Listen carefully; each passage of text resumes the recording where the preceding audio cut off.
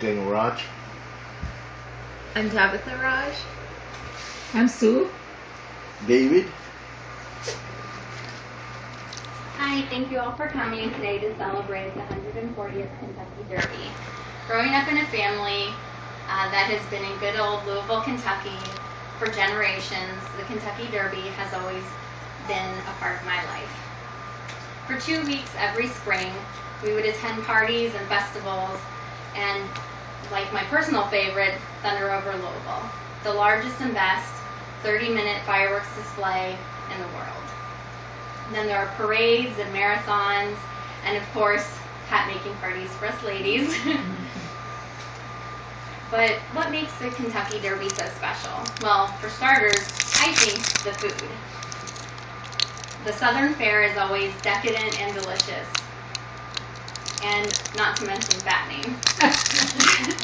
The drink of the day is always a delightful mint julep, and Kentucky's traditional dishes like Benedictine and hot browns and derby pie are always served.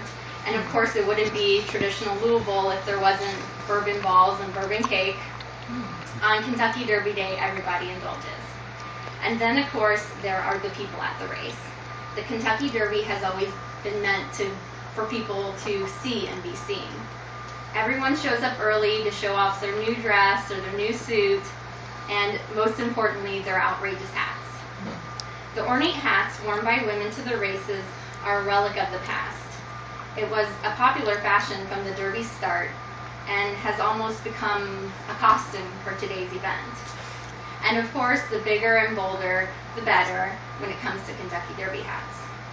Since the very first race in 1875, Hollywood elites, politicians, athletes, and even British royalty like the Queen herself and her husband, Prince Philip, have all flocked to Churchill Downs. People like Babe Ruth, Michael Jordan, George Bush Jr. and Sr., and countless others have donned their best garb to walk the red carpet, sip mint juleps, and watch the race in comfort and style in the exclusive Millionaire's Row. And then, of course, there's the main event. There's not a more anticipated moment in sports than when the horses step onto the track, and as is tradition, the University of Louisville marching band strikes up My Old Kentucky Home.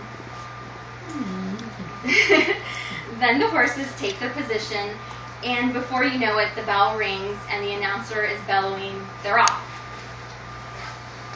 They make a wild dash around the track, all racing to be the winner of this historical race, all hoping that it will be their horse that joins the likes of War Admiral, Seabiscuit, and Secretariat.